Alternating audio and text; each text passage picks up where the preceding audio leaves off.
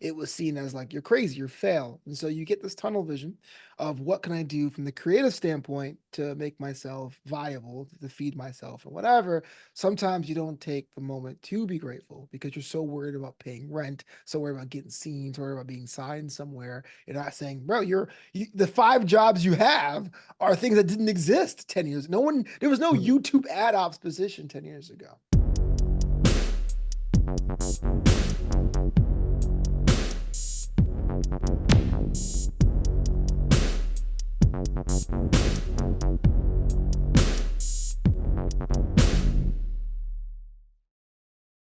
What's going on, guys? It's your boy, Tom Flourish, and stand back for another video. This time, I'm joined by the one and only FLOBO BOYCE from Wrestling Inc. So welcome to the show. Man, welcome to the show. I mean, I'm just glad to be part of the thing. Talk Tough Rubbish. I mean, that's me. I heard that title. I said I have to be on it because I am in fact rubbish. Thank you for coming on. And you are definitely not, as we will get into, my friend, with all your great work. But before we do that, my friend, where do you first discover wrestling as an overall fan? Oh man, well that's an interesting question because I'm from New York. Mm. And so in the days of the regional territories, my local federation was the World Wrestling Federation. And so Mm. there would be TV shows on, I guess you would guy would call like over air, free to air TV, on Saturdays and Sundays called Superstars and Wrestling Challenge. And I was very young, I was like 6 or 7 when I got into it. And then I learned as I got older, well, 8 or 9, my dad had become a big fan when he came to the United States. To him, he felt like it was one of the best things to go to see wrestling live. So we had that kinship. We had the thing we shared. We talked about it. He doesn't watch much of it anymore. He watches just WoW. But I would say due to me being a TV kid in the '90s, I've been a wrestling fan since very early. So you talked about the 90s and being a TV kid. What's the best 90s TV kid show? Oh man, you know what? I love the time there was a time where there was a bunch of animals that fought crime, whether it was biker mice from Mars or street sharks or the Ninja Turtles. It felt like just 4 friends who happened to be animals decided to become superheroes. It's a good time, man. Mm, I noticed that as well. That's really cool. And Mhm. then, so when you discover wrestling and your dad is a fan, is it something where you're like, Dad, can we watch this? Dad, can we go to this show? Are you like begging sort of thing every time Yeah, you do this show? Yeah, well, that's funny because my dad and I had that kinship because my mom stopped watching wrestling before I was born. I didn't know this until I was very, very older, but Ken Patera was so hardcore for her, it turned her off the entire sport. So it Mm, was almost like me and dad had this secret thing, like, oh, your mother's coming. Just turn it off. mm. But ultimately my family, they're strict. They're kind of homebodies. They go to work and they come home. And so asking my dad or my mom to take me to wrestling was out of the question. It was only when I was a teenager and the attitude era was in full swing that my brother or my cousin was like, "I'll take you to the garden because you kept complaining about someone taking you." So it was kind of, even though it was a father son thing, it ultimately was my cousin and brothers that got me to a live show. What was the biggest event you saw at the Garden? Oh, well, I went to a couple of Raws. We're talking about like right before SummerSlam '99, SummerSlam 2000. A lot of the house shows when we had the face Triple H because he was like a monster heel then. But then for Mm. some reason we always would cheer him. And also once they built Barclays Center a little bit later, I went back for a couple of those as well. Saw the takeovers, saw SummerSlams at Barclays. So it's kind of, I like the fact that New York gets represented pretty well. What is your thoughts on Triple H's 2002 return at Madison Square Garden, I believe? I mean, the roof was blown up. Man. He was like a hero. Like it's funny if you think about the New York City sports heroes, even outside of wrestling. There's always seems to be a guy who can be seen as a villain anywhere else, but definitely gets that reception and love. Look at Jalen Brunson now; he's the captain of the New York Knicks. But Triple H, ultimately, I'll be honest with you, I'm not going to pretend like I was the biggest visionary. I wasn't a big Triple H guy. I thought he was kind of boring. I thought it, but now I look back on it as an adult. I go, you need a constant evil or good presence. But at the time, I was like, oh, he's back. But I can't deny the reception he got and what it means to so many people. You talked about there knowing as you've gained an adult sort of thing. What is something that you go back and watch now that you're like, how was I a fan during this point? Like, what Oh the hell? yeah. Yeah.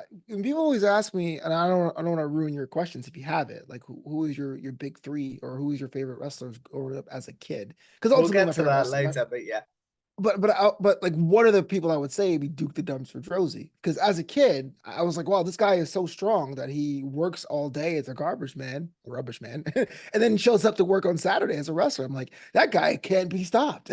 And I go Mm, back and I watch the matches and I go, look, I'm so proud I felt that way as a kid, but I can imagine why adults would go, huh? Why? But I mean, on Superstars and Wrestling Challenge, that was a C&D show, so I didn't know any better. It looked like he was the guy, you know? mm. I understand what you're saying there. What about if we flip the question and I say to you, what's something that you didn't appreciate as a kid that now you go back and watch and you're like, I should have appreciated this more within wrestling? Oh, absolutely. There's a lot of individual wrestlers in their work that when they wrestled, I was the biggest fan of. I'm looking at Booker T. I'm looking at Eddie Guerrero. Unfortunately, it's sad to say that when you go back now, you go, oh, now I know why Eddie Guerrero is still the most imitated wrestler of all time. It's just everyone has a shimmy shake or a frog splash the way he does it for a reason. Even ECW, this is something I saw very rarely, and I kind of like Rob Van Dam because everyone likes Rob Van Dam. That's like saying you love pizza, but Mm. Super Crazy or like all the other second tier, not second tier, but the ones that no one talks about as much was equally contributing to the Upside brand. You talk about there not knowing ECW a lot. Is that because of your parents' strictness? Was that something that was forbidden as well? Not necessarily immediately, but my parents didn't believe in cable. So ECW was on TNN at the time, which is like the Nashville network, or it eventually became Spike TV in the United States. And so we didn't have cable. So we had what was over the air and public access television. So I bet if they saw me watching ECW, that would be a problem entirely. But as far as they're concerned, TV was something you did after you did your work and homework and after church and all that jazz. What was the biggest, oh no, I've got to turn this off, parents are coming in now moment within wrestling? Because we've all had them. Yeah, something I didn't know about this. So there used to be a video store called Suncoast Video, and they sold pay-per-views. I had to hesitate. Is it a PLE back then? No, they sell pay-per-views, and I didn't know this at the time, but at on there was UK pay-per-views. So I'd never seen them before, like Capital Carnage or Man Manchester. Those were they allowed toplessness. So I remember when Jacqueline lost her top and after one of the matches, right where my mom was walking in the room, and me, I was like 13 at the time. I was like, I had no idea. I mean, I saved it for later, of course, but I had no idea. Yeah, yeah. I know exactly what you mean there. Yeah. So with your wrestling fandom being forbidden and sort of like cousins and family, other family members having to take you places, how did Mhm. you consume wrestling at this point? So without having cable was definitely one of those things you would go to school and pretend like you knew. Like, oh yeah, that's that Shawn Michaels thing. Well, it's great. Yeah, and you just guess. Is Kama good? I'll be a Kama fan. It was pretty bad. It was pretty dire for a couple of years. But during school, you'll have someone that would do tapes for you, that would record things for you. This is why. Well, it's kind of weird to mention this now, but for a long time, one of my favorite Royal Rumbles was the 1999 Royal Rumble, which wasn't really good, but it's the one I had and the one I watched all the time. You know what I mean? Or No Way Out 2001, which is one of my favorite pay-per-views of all time. But one of the best things we'll get into this is the 1999 SmackDown debuted on UPN, and that was such a godsend to really tap into the high point of wrestling because SmackDown was over the air for the majority of its history, and so it really put me on. And now in hindsight, you think about it, when SmackDown first came out, it was just basically retreads of matches of what happened on Raw. But to me, it was the greatest thing. Thursday night was appointment viewing. Get all the homework done. You sit down and say, look, I am not moving from 8 p.m. to 10 p.m. Mhm. What was the biggest moment you saw on SmackDown that you now go back and you're like, yeah, I could have seen this on Raw if I was watching Raw. Yeah, I always go to the gore that Jericho took on the Ovaltron, which changed the set next week to be the fist. The ring collapsing, or Triple H in a cage, the sliding people's elbow, the 1, 2. It doesn't matter if the Rock counts to three. And who could forget TLC 3 featuring a tag team I can't mention anymore. But I love TLC Oh matches. yeah. Yeah, so it's great. What about when you reached adulthood and you eventually moved out? How did that change your wrestling fan? Oh yeah, now no one can tell me nothing. In fact, my parents are still like, "Are you still into that?" Because it's kind of like the old school way of thinking it's for kids. And even my dad still watches. Just wow, it's still kind of odd that I've not only watched wrestling, I critique wrestling and I review it, and it's part of my career. But yeah, you can watch as much as you want. I can tell you one thing: I am not as hardcore as people are. I mean, I don't watch every promotion. It's almost impossible if you have to watch Hmm? things in real time. But you think about being able to say, I gotta watch Raw, Dynamite. I actually like Collision as far as the presentation, so I watch that sometimes. WoW for my dad to talk to him about SmackDown, the PLEs, the pay-per-views, and sometimes TNA to keep myself fresh there. I mean, that didn't happen back then. I mean, that to me is a blessing. My grandparents chopped sugarcane out in the West Indies, and I'm watching wrestling and getting paid for it. That's amazing, dude. Does that, your grandparents chopping sugarcane in the West Indies, does that instill a work ethic in you that you use in your podcasting? Oh, well, I would say my parents telling me I can't take days off of school was what we're still work ethic, and saying you got to go in even if you don't want to. That to me was, I would say, work ethic wise. But I like to think about my grandparents because my grandma, all four of them were fishermen, butchers. Some didn't finish school. Um, I like to think of them because of how far we come. Like my parents are from Barbados, which is fairly progressive, but my parents are from St. Lucie, which is the most northern parish, and therefore the most rural one. And it puts things in perspective. And so I'm thinking about, oh man, I can't believe AEW All In is 5 hours and then I got to review it. Oh, work is so hard. I could be out there in the sun and humidity with a machete for hours and hours and hours, man. You got to be grateful about that. So to answer your question, work ethic from my parents, just graciousness and being grateful and gratitude comes from my grandparents. Have you always had that though, or was it something that came later in life? I think because the immediate decision to jump into entertainment. So, just for context, my dad worked the New York City subways. He was a train guy, and for 34 years, and he could talk to you about trains. My mom was a nurse, an RN, so very, very like scientific jobs, right? If you get a measurement wrong, people die in these little situations. And so, when I wanted to go to film school or do anything creative in the creative arts, it was seen as like you're crazy, you're fail. And so, you get this tunnel vision of what can I do from the creative standpoint to make myself viable, to feed myself and whatever. Sometimes you don't take the moment to be grateful because you're so worried about paying rent, so worried about getting seen, so worried about being signed somewhere. You're not saying, bro, the 5 jobs you have are things that didn't exist 10 years. There was no Hmm. YouTube ad ops position 10 years ago. Hmm. You talk about where we were 10 years ago there and things like that.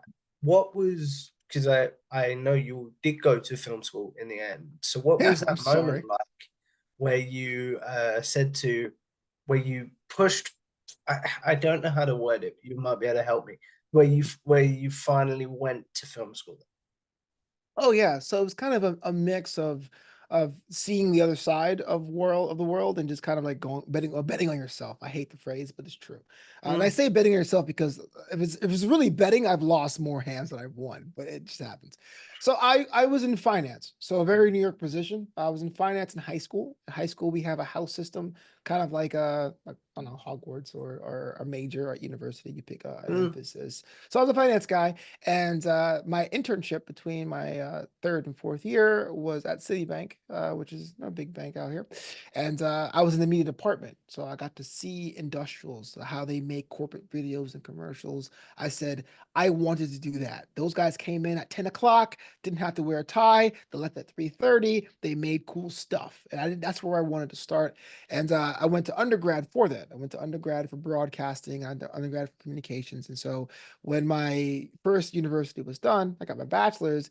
I had a crossroads. Like, do I go back into finance? No, I'm trained for this. Do I look for a job? Well, there was a job at a news station in Miami. Do I want to go there, or do I want to take more time to hone my craft? And so, I went to my guidance counselor, told me about film schools. They said the one I went to, Chapman, here in Orange County, they mm. have a huge new program. Go for it. So it was kind of a happenstance as far as like film school being the dream. But the idea of like I didn't want to be in an office counting numbers forever was the first like core impetus there. Mm. What was it that made you not want to go and get, I hate this phrase, but a normal job, like a regular job? Yeah, I hate the phrase too because sometimes you got to stop and get normal jobs to pay the bills. Like the bills don't stop because you have dreams. You know what it was? It's really something within, right? So if anything, I would say if it can't be indoctrination, because I was indoctrinated to have a good job. My parents had decent jobs. They raised two kids, but I never thought that I can work for something and it felt like play, even at 16 or 17. That internship program, there were some people that were filing copies and stamping things and doing three-hole punches. For my internships, I was delivering tapes from Brooklyn to Queens to Manhattan, riding the subway with a satchel full of beta cams and DV cams. And I go, wow, I get to go outside and get paid to be going outside and to help other people do things that are cool and make you feel things. How can I make people feel things? That answer has changed. I went from editing to writing to podcasting, but to me, that was the core thing. What was, you talk about delivering tapes there? What was the biggest thing that maybe people would have seen? You're like, yeah, I saw the I don't know if unedited's the right word or the original tape of that. Yeah, so that's really not a question I can answer because it was all industrials, which means they're corporate videos. They're videos for inside them. So we didn't do actual commercials, but we did like advertising for people to in the Queen's office to think about moving to Singapore to go to the Singapore office. So I would say that I saw a tour of the new offices before everyone else, but that's not nearly as cool for what you're looking for. No, but I do understand what you're saying. Where's Yeah. your wrestling fandom at this point as you enter the real world and get a real job sort of thing? How are you balancing your wrestling fandom? Yeah, a lot of I tell Jack all the time, Jack Farmer, my broadcast colleague on Wrestling Inc. and Draped in Gold, that it's getting to the point now where I can't watch wrestling in real time just because they're so long of a show. I usually have to skim commercials, but I still am a fan. A week doesn't go by where I don't watch wrestling. I would say mostly WWE because they have most of the hours on television, but I do watch AEW, I do watch WoW, and I do watch TNA sometimes, and I like it. There's times I get burnt out for sure, but that's okay because wrestling is made to be jumped off and jump on. The problem is now we have podcasts and communities, so we feel obligated to watch as fans. But I do think one of the beauty of wrestling is that you can say, you know what, WrestleMania was good. I'll see you in July. Let me know what's going on. And with recap packages and YouTube clips, you can get yourself back into the thick of things. You brought up their burnout and things like that. How do you know when you're getting burned out, when maybe you've watched too much wrestling and things like that? And then how do you prevent it when you feeling the symptoms is the wrong word, but I know what I mean. Do you know what I Yeah, mean? yeah, yeah.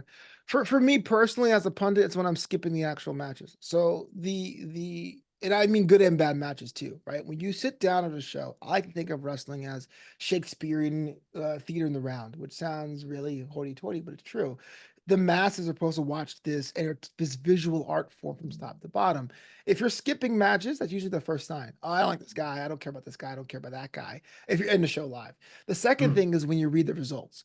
If you find yourself reading results, burnout's already there because wrestling is a visual art form. If I say Bo Dallas beats Chad Gable, and you go, "Oh, I read the results," you've missed the entire entrances and announcements and the ruse, the holds, reversals.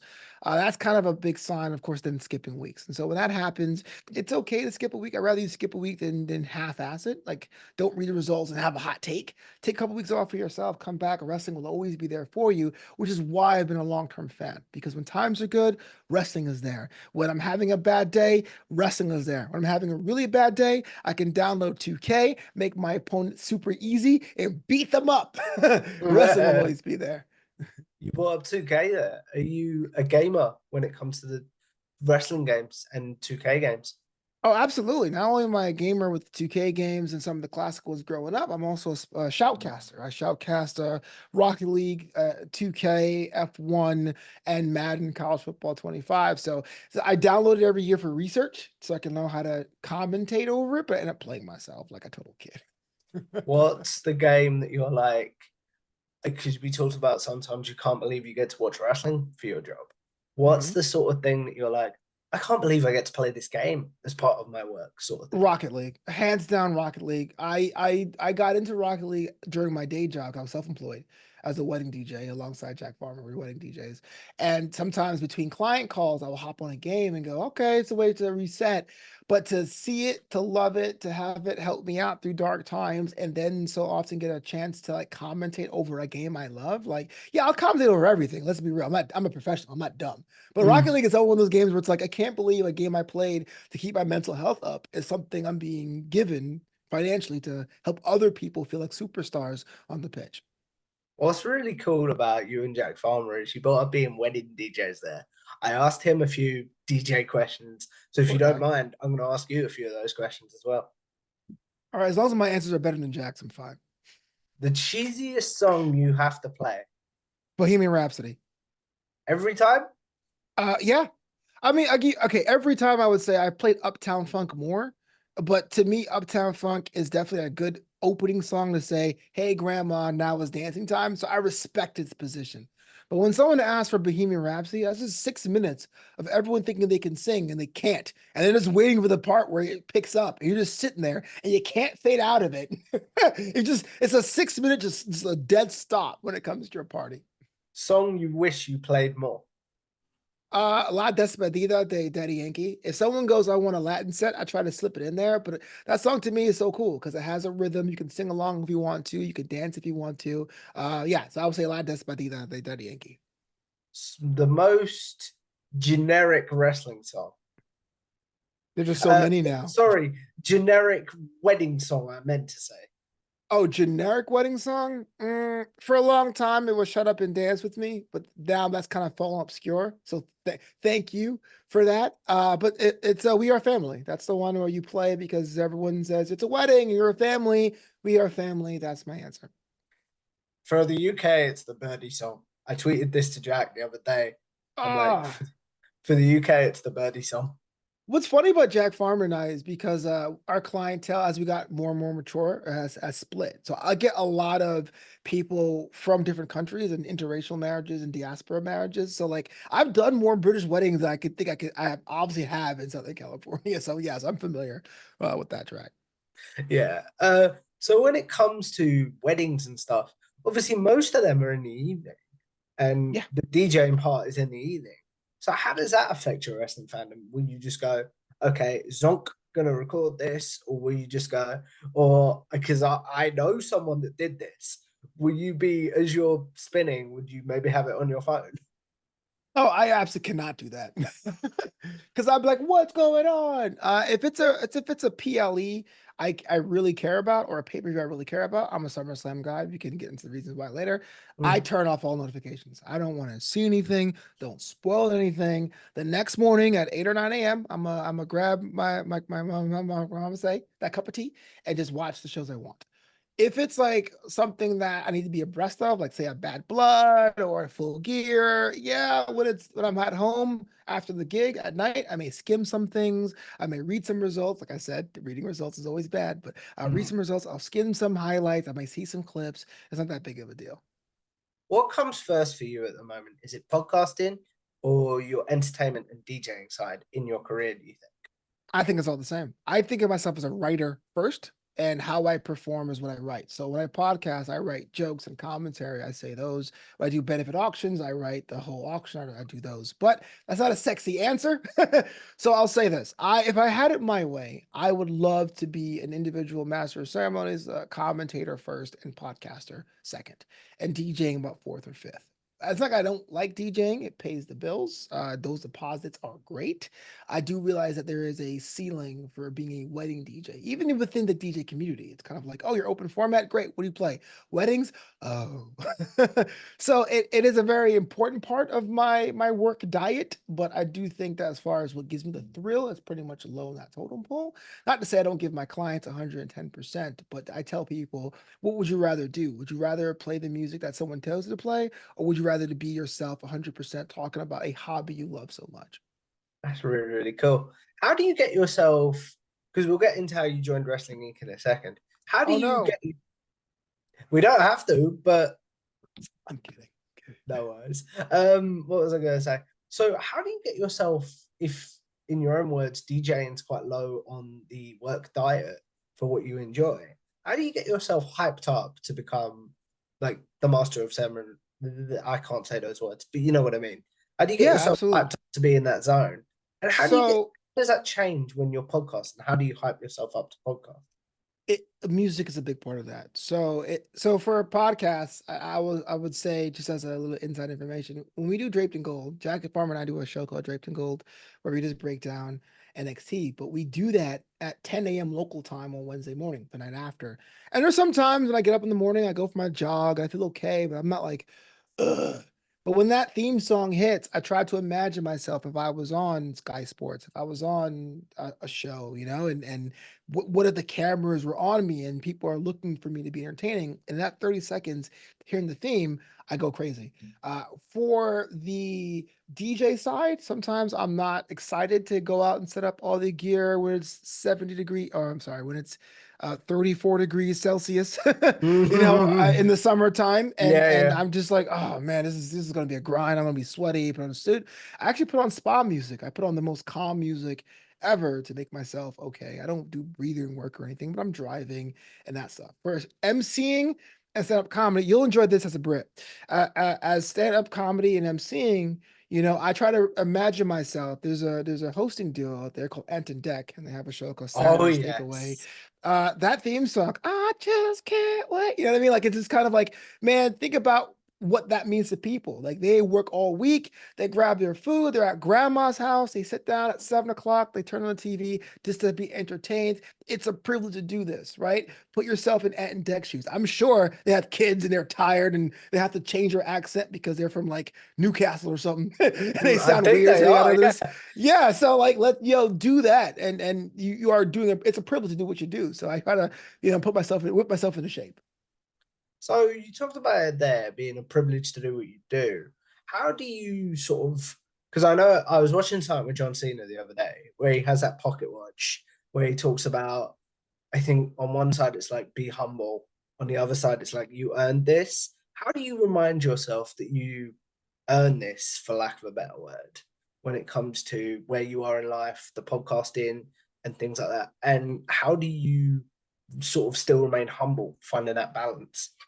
Yeah. Well, the humble thing is easy. I look at my bank account. So I can be on Fair. TV all the time and rent's still going to be due and I'm humble all the time. And it's always great when you're seen by thousands of people in Wrestling Inc. and then you're going to get a pizza and you're like, oh man, I get the small pizza. But as far as owning your successes, that's something I still struggle with. I'll be honest with you. And sometimes people have to remind me. Or after a show, when one person says, hey man, that was really good, I go, don't let that go. And I've tried gimmicks. I don't have a hard answer for you. There's a gimmick I'm doing now called the Awesome Box, which is you have a tissue box or shoe box or whatever, you seal it. And every time someone says thank you or a good thing happens to you, you find 20 bucks in your pocket or whatever, you put it in that box. At the end of the year, you open it up and you read it. But I will say that it's very hard in this day and age to really sit there and say, you've earned this. So I think this is why John Cena has that pocket watch, because people will let you know and go, oh, you only got that because of this, or you look like this, or you have this disability, or you have this skin color, or you from this hometown. You don't Oh, I deserve can that. It's relate to easy that for you. 100%. Oh yeah, it sucks. Because the amount of people that, or this is all in my own head, and I'm talking about myself, man, but I do apologize. But like, the amount of things in my own head that I think this person only said yes because of your disability. You know what I Mhm. mean? And Yeah. which I know probably isn't true, but you do get in your own head, don't you? Absolutely. Yeah, and it doesn't go away. And I tell people it shouldn't go away. Self-doubt is what I like to call your own body odor, right? It's your mental body odor. You can take a shower, but you're never going to get rid of it forever. Mm. Doubt's going to be there every day. That's, I was about to say that's really cool, but no, that's really interesting. Yeah. So you talked, we brought up the great man that is Jack Farmer and Draped in Gold and Wrestling Inc. So how did the three connect there? How do you connect with Yeah. Jack, and how does all that start? So there's a thing about teaching a man to fish, right? And how they Mm, can fish forever. I had a corporate job back in 2017. Okay. Well, back in 2016, Jack and I worked at the same DJ company. And so I'm getting to the weeds here. But there's Jack and I are individual DJs now, but there's an option as a DJ to work for a company where they'll just hire you out to other people where they take a cut, almost like a booker. in that way. Hmm. So Jack and I were in the same company in 2015. In 2017, I had a corporate job that fired me on Thanksgiving Day, which is a big Oof. holiday, like a big holiday to the point where everything's closed. So I couldn't even Yeah, like yeah. go to the pub and like drink my sorrows away because it was closed. It was like, what? You know what I mean? So I didn't know what to do. And I went to Jack and I was like, man, just as a guy, as a mate, and be like, hey man, what do I do? And he goes, well, you've been working at this company. I've broken out a year ago. I'll teach you how to start your DJ business. And I always tell people this from top to bottom. Jack taught me how to fish. He taught me how to feed myself. Taught me how what DJ insurance was, how to change your website, got me my first client. And of course, over time I had to like get my own gear because I was borrowing it from Jack. And that meant the world to me to be able to do it. And so to this day, even if I want to leave DJing, I have Jack to thank. About a year later, I was on this platform called AfterBuzz TV, and Jack, as pretty as handsome as he is, understands that it's a young man's game to be a DJ. He was like trying to diversify what he could offer, and at the time, you could only be invited to join AfterBuzz TV if a host wrote you a recommendation. So Jack hit me up and said, "Hey, can you write me a recommendation to be a host for AfterBuzz TV?" And I go, "That's all you want?" I'm like, yeah. I wrote that recommendation that day. And so Jack became a host because I was paying it forward because he helped me out. And since then, with AfterBuzz changing and closing, and him and I get to work back and forth, I like to think he took some notes about how to be a host from me, as far as like timing and weaving in comedy and entertainment. And I like to think I took the DJing process from him. And so we all became a thing. Wrestling Inc. came around. We were on a show called Mac Mania that was on Spotify that let us go. Jack really got to Wrestling Inc. first, and he had pitched me to be a host. So it kind of paid it forward again. And hopefully we can keep that cycle moving as we move forward in our careers. You talk about how similar your and Jack's careers are there and how you've always been linked. What does Jack Farmer mean to you overall? He's the biggest jerk ever. No, you know what? I feel like Jack Farmer, and I hate to say this because you're asking me a question. I want to be honest as possible. He's going to listen to it. Jack really taught me what it means to be an adult friend. And I mean by that is when I was a kid and you had a friend like from the streets forever. Like this boss I don't talk to for 30 years. But if my friend Sean from Kid called me up and say, hey, I need help, I'll go, yeah, sure, whatever. Uh, Jack is an adult friend so far. He will help you out, but you have to realize there's blind spots, right? Like every friend has a blind spot. Jack would give you the gear off his back if you asked him. That has happened. Hey, Jack, I need a speaker. Jack will give you advice if you ask for it. Hey, man, can you help me out?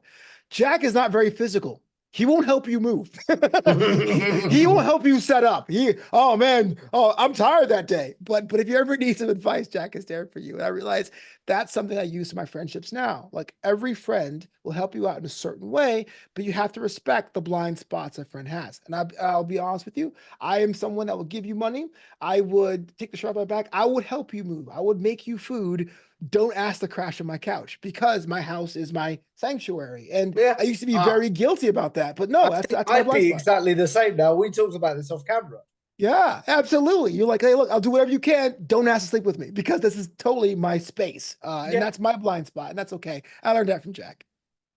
that's really, really cool. What does he Yeah. mean to you? Talked about what you learned from him, but what does he mean to you?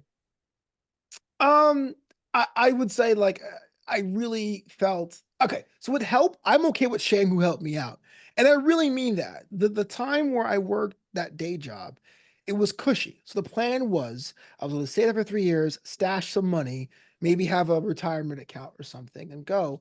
And they let me loose, and they cut me loose on Thanksgiving Day. And I'm calling my family, I'm calling my friends, and everyone's like, "Oh man, I don't know."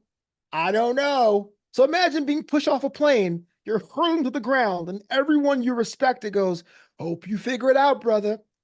And even though I made fun of Jack's blind spots, there was the only person at that time that offered me a parachute. And Hmm. it wasn't the parachute I was expecting, but it was great. So it means the world to me. And I tell this to his face all the time. Well, not on camera, because I don't like him on camera. But I tell him to his face all the time. It's like, you basically taught me how to fish. You prevented me from having to claim bankruptcy during the Christmas season of 2017. So it means a lot. That's really, really cool. You talked about there as well before we started this that you wanted a job where basically It could be like, I'm doing my hobbies and making money, sort of thing. So, Mhm. do you believe you're at that place now?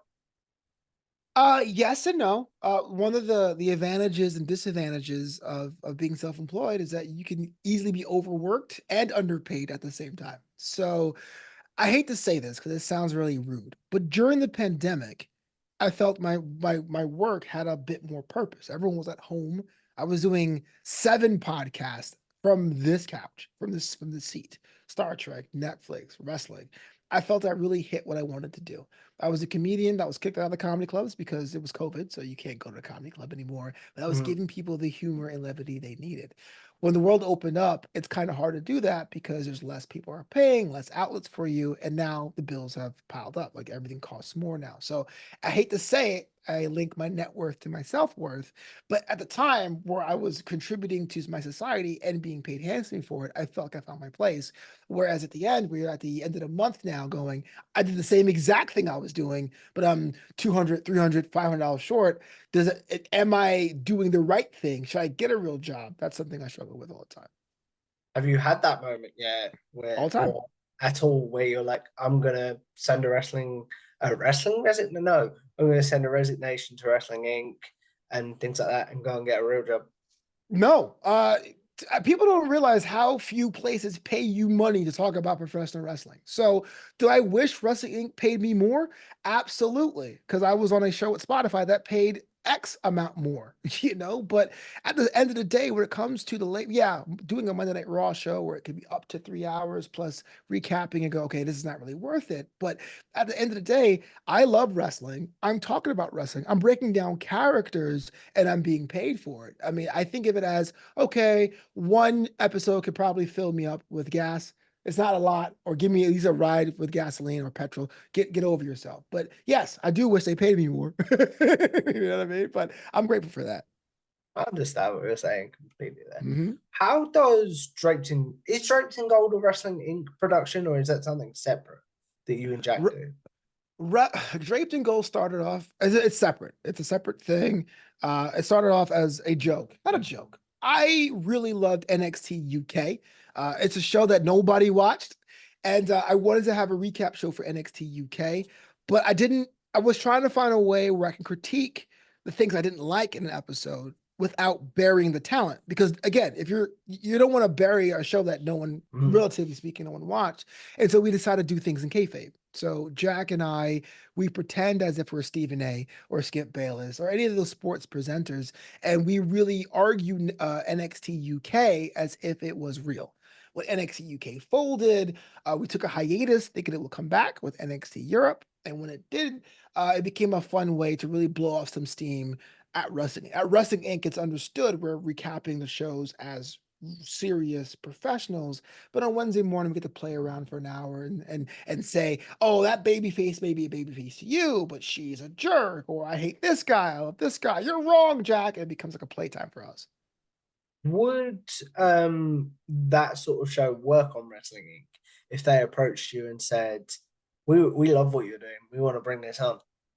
Absolutely. I think once people know and once they get it, they get it. I really feel like it's an odd show because there's so many wrestling podcasts out there. But just to refresh and say, hey, look, these two guys are going to be silly.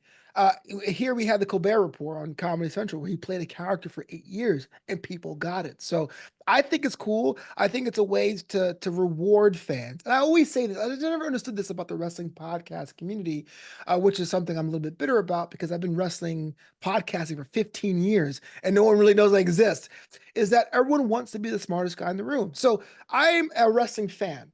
I've Mm. watched 6 hours of AEW's pay-per-view. Why would I listen to you bury it for 2 hours after that? That makes no sense. Why would I listen to Joe Schmo say, that match didn't work for me, brother?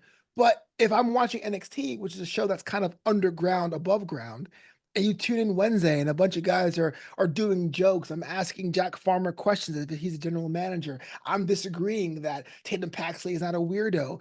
It kind of rewards fans for sitting through the show to say, hey, what are these two guys going to break down the next day?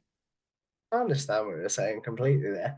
So, if Wrestling did approach you and said, "We like this. We want to bring it on," would that be something you're interested in, or would it be like, No, thank you. We'd rather keep this separate. No, absolutely, I have an wrestling platform. Because I'll be honest with you, the time of day we record, which is 10 a.m. Pacific on Wednesdays, or 1 p.m. Eastern, or what was that, plus five, 6 p.m.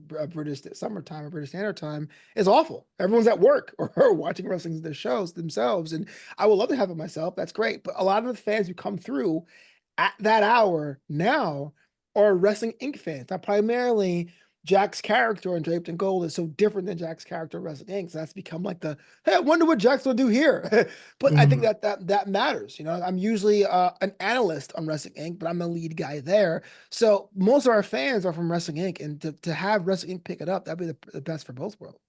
You brought up there having wrestling pick it up and being an analyst there. Who is the co-host, excluding Jack, that you're like, yay, I get to do a show with them. That's cool. It doesn't happen often because I'm not on the flagship show, but when I work with Justin LaBar, I always say, man, you're a legend. And he's like, what? And I go, I don't think people realize how important Justin LaBar is to the wrestling podcast community. We're talking about in the mid 2000s when everyone had 56K modems or just broadband DSL. The Bar had a show called Chair Shot Reality, and that really was Mm. the first program where guys put on the suit and sat at the table and discussed wrestling. Now, granted, it was a card table.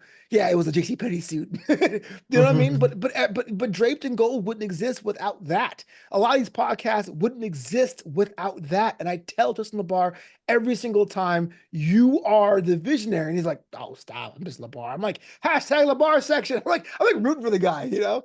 But I'm a fill-in on Raw, so it doesn't happen often. But I understand the levity of that being along with someone I consider an inspiration in this space. I understand what you're saying completely there because I've had people on this show that I'm like, if I didn't discover your show, this show wouldn't exist, if that makes sense.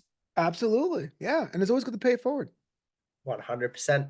As we look at wrapping this up, before we do much additional wrap up questions, uh, Flo, I have a self indulgent question. Where Ooh, can I best kind. improve? What did you enjoy about this conversation? Everything in between. Oh, you're putting me on the record? What the heck? No, I enjoyed it, man. You actually ask thought-provoking questions. Sometimes you're on these podcasts and it's like, okay, great. Question 7. If you were a banana, like what would be, and so I enjoyed that a lot. And the fact that you gave me a chance to put people over, that's always great too. And put my shows over, that's always great too. The format was great. I don't really have any negative notes. I mean, I guess laugh at my jokes more. I don't know, but if you wouldn't find them funny, they're totally fine as well. But yeah, I enjoyed the time here, man. I really appreciate that. But as we wrap this up, I have two questions for you before we do my traditional generic questions. Do you view your career in wrestling media as a success so far? And if you stepped away tomorrow, what would you want your legacy in wrestling to be? Again, that's a hard one because I alluded to this one before. So I've been in the wrestling business since 2010. So that's almost 15 years. And I started off with John Ian, rest in his soul, that got me a commentary job, a ring announcer job, a backstage interviewer job. I helped with the ring crew with Change Wrestling for Hollywood. I was on Spotify as a wrestling host. I worked for AfterBuzz. I've covered Monday Night Raw in WWE for 5 years straight, from 2019 to now. And I don't feel like I get the respect I deserve because I'm not someone who's as good at the social media, or maybe I'm not someone who doesn't have the right connections. I don't know. I've thought about why that is. So there is a bit of a legacy question where it's like, will anyone even remember me if I were to stop, if I were to hang it up? But I will say, what is the point of what I'm doing? Is it for glory? Is it a chance to get a statue made in my honor somewhere?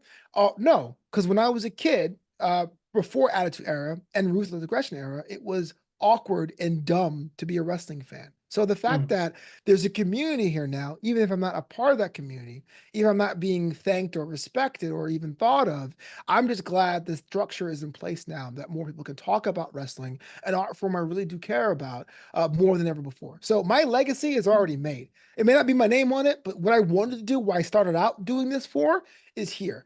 Yeah. Do I wish I was thanked? Yes. Do I wish I was invited to more podcasts? Yes. Do I wish I was able to be sought out at conventions? Absolutely. But it may not happen. I understand what you're saying completely, but you should be full out more because you're very good at what you do, my friend. Oh, stop. Todd talks rubbish.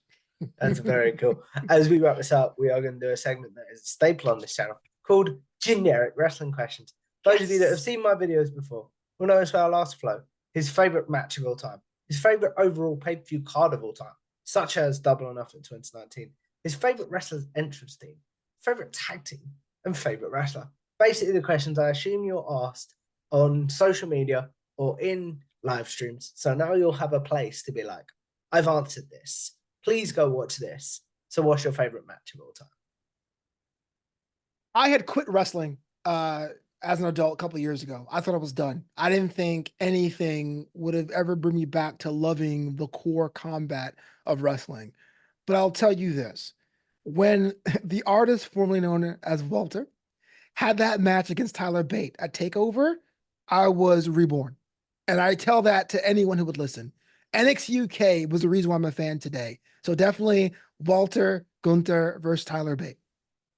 That's really, really cool. What about your favorite pay per view card?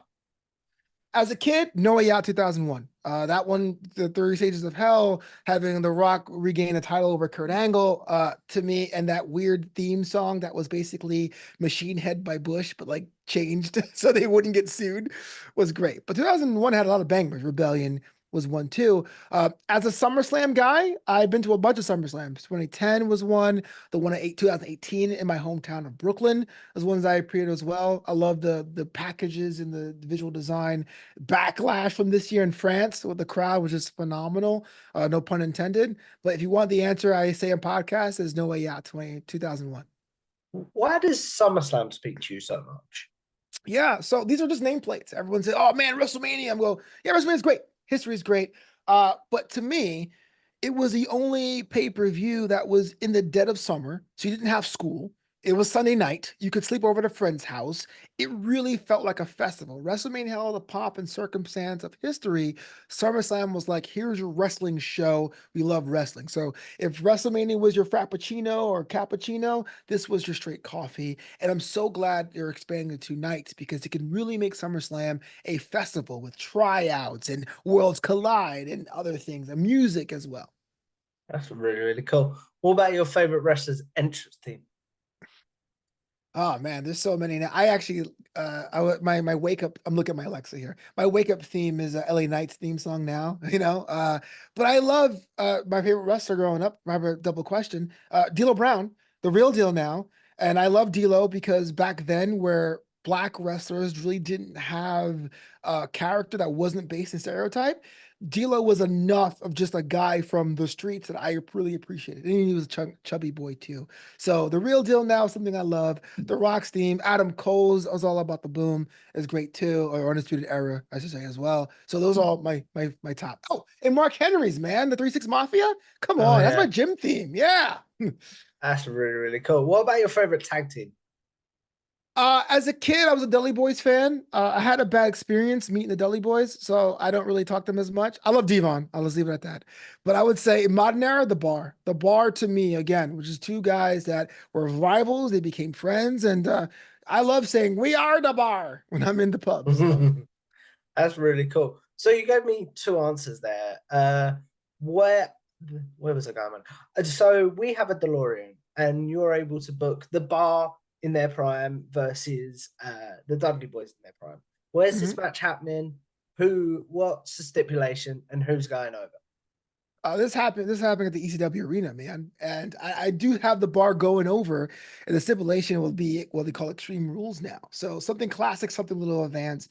The bar was just physical, man, and it pains me because even though Sheamus is on my all-time favorite list, and I love Claudio, they were magic together. And I also love the Cesaro at the end of his WWE career. We had the green entrance or whatever, but they were just physical. They hurt, they hit hard, they moved fast. They just showed you what combat was. And you could be entertaining, you could do comedy, but at the end of the day, wrestling is a fighting sport, and those guys look like they can win bar fights.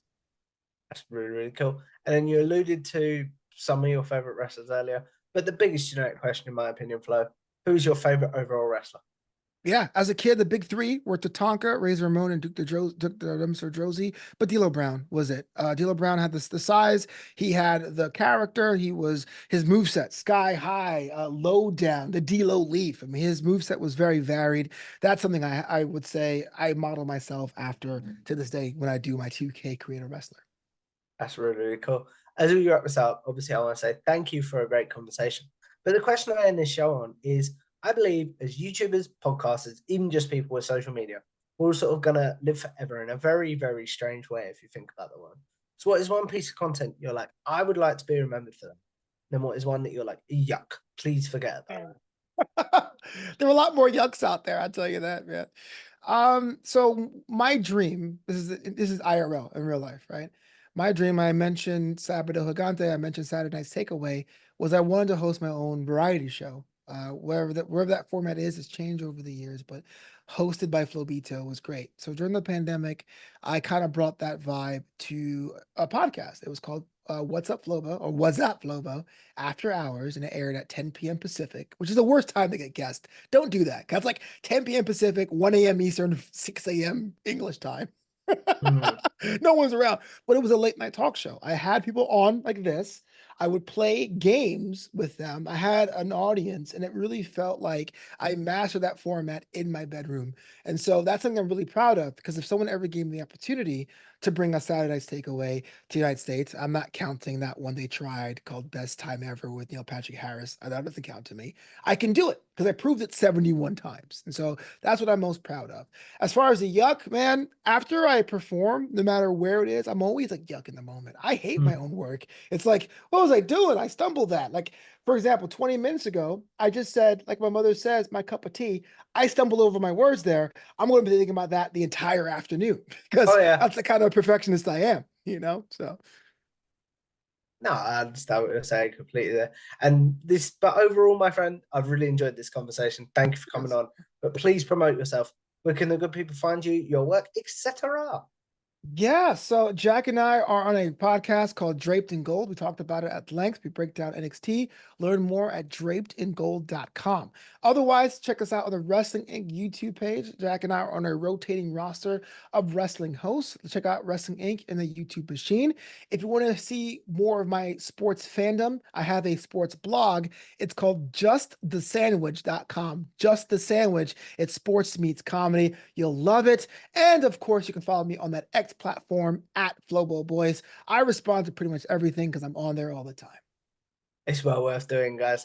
One of the hardest working people in this space, but one of the nicest as well. So if you Oh, guys like stop. this, make sure you like, share, and subscribe to Tom Talks Rubbish on YouTube. Follow me on Twitter or X at Tom Talks Rubbish, and I will see you in the next one. Goodbye now.